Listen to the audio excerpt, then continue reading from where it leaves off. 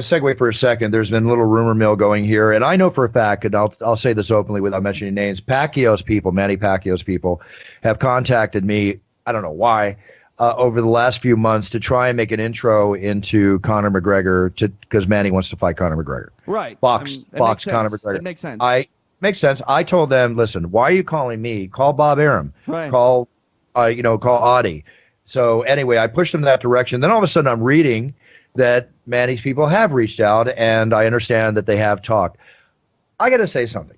All right. The floor is yours. Doesn't excite me. I want to see if Conor... You say that, Buff. Again, I was on a UK radio station last night, and they had the same sentiments that you did, and I feel the same way. But let's timestamp this moment. Let's say it does happen, and let's reverse back to this exact day where you say, doesn't excite me. When it's 3 days out before the fight, I promise you your tune will change. I promise. I'll be very excited. But when I want to say this, and if I'm announcing it, I'll even be more excited. But the bottom line is, when I say I'm not excited, what I mean is we went through the whole Maycon build-up. Maybach build-up. We did all that. We all got our $100 worth of entertainment. Conor proved that he can fight in both sports. Sure. Conor did something amazing, made his $100 million. God bless Conor McGregor and everything he's accomplished. I just want to see him back in the octagon. Hey, I want to see him back fighting in mixed martial arts. But Conor, it's Conor's world. We live in it. I've said it. And he will do what he thinks right. Will I get excited? Of course I will. But I'm not excited because I want to see him fight in MMA.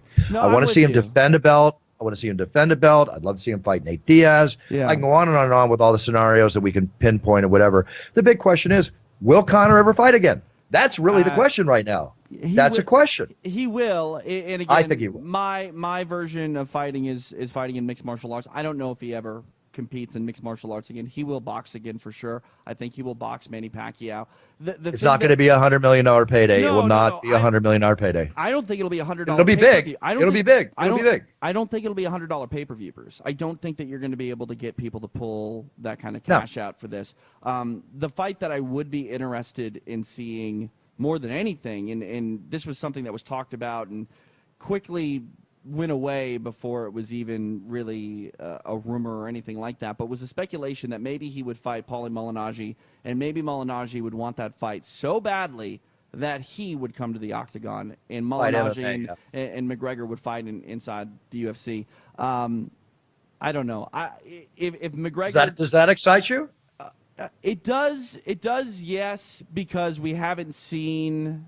James Toney was we haven't seen any boxer that's done anything. Right. I mean, James Toney at that point was hung for a payday. So. Right, but I'm going to take that back. Mm-hmm. How many times have I introduced fighters in the octagon? This man is a boxer. Right? Sure. We have had boxers come in the octagon, and they have shined. Sure. So I don't want to. I want to take back what I just said. Well, it's just that Toney is a name boxer. That's all. I mean, Jens Pulver. I think Jens Pulver has an undefeated boxing record, or did at one point. He boxed. Did at one point. ESPN2. Chris Lytle had a bunch of boxing experience. I mean, we've had boxers that are mixed martial artists and vice versa, but not champions, not like this, and that's what I would be interested in seeing. But I don't think anybody's going to do it. I would love it if Pacquiao would maybe consider the idea of fighting Conor McGregor in the octagon with modified rules. The UFC has never really done that. That's something that Japan has done in Pride over the years. But if there was ever a time to make an exception and try to come to an agreement with some sort of special rule set to get a big name boxer in the octagon and maybe have limited groundwork or just extended clinches, that's what I want.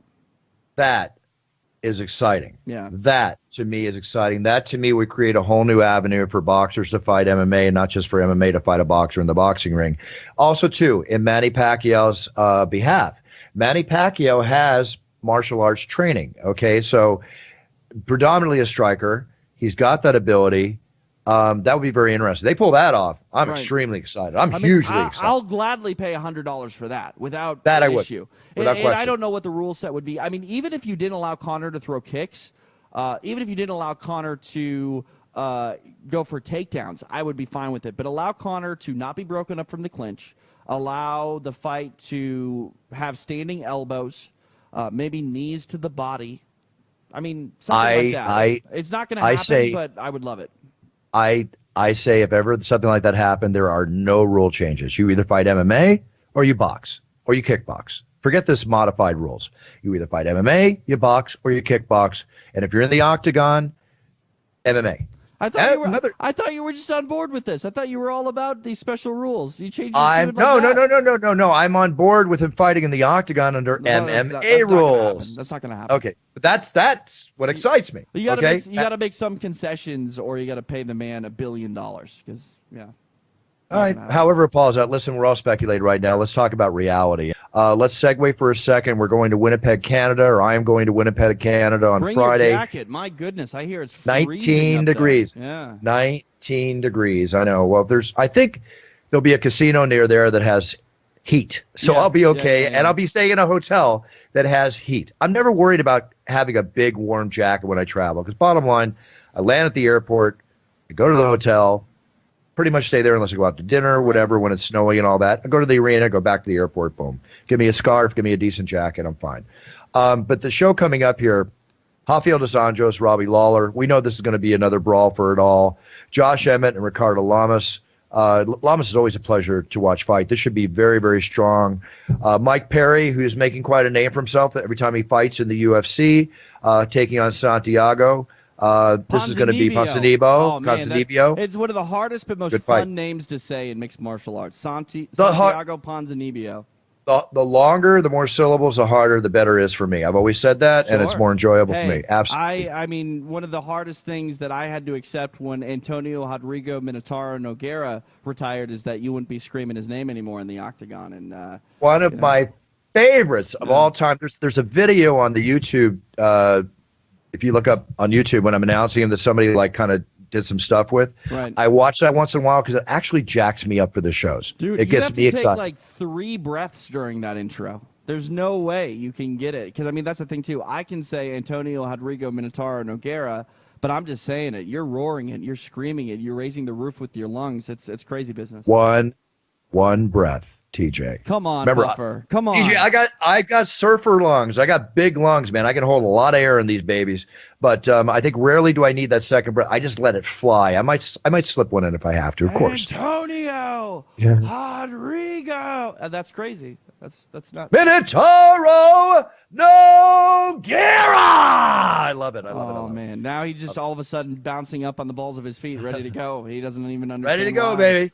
I'm always ready to go. Yeah. And Misha Kukunov, who's a Canadian citizen and always in there giving his all. He's got the first fight on the main card on Fox, fighting the very tough Glover Teixeira. All in all, very solid card, nice card too. It's a free card. Are you kidding me? It's free. It's free. It's on Fox. I love it. Period. I love it. I'm sorry. We glossed over the main event. Robbie Lawler truly is one of the best welterweights of all time. Without question. I'm excited to see him back at it. I mean, I really honestly feel, I know he lost to Tyron Woodley in devastating fashion, but I honestly feel that he is maybe one win away from potentially getting a fight with Tyron Woodley once again. If anybody deserved a quicker turnaround to get a rematch, it would be Robbie Lawler. If he gets this win on Saturday and moves forward, we're talking about potentially the fight being 2 years after the original meeting. I wouldn't be too upset if Robbie Lawler was pushed back to that main event title picture with a win on Saturday. I think it's evident. I think it's important that it happens, and it gives us more exciting things to look forward to for 2018 with everything coming on.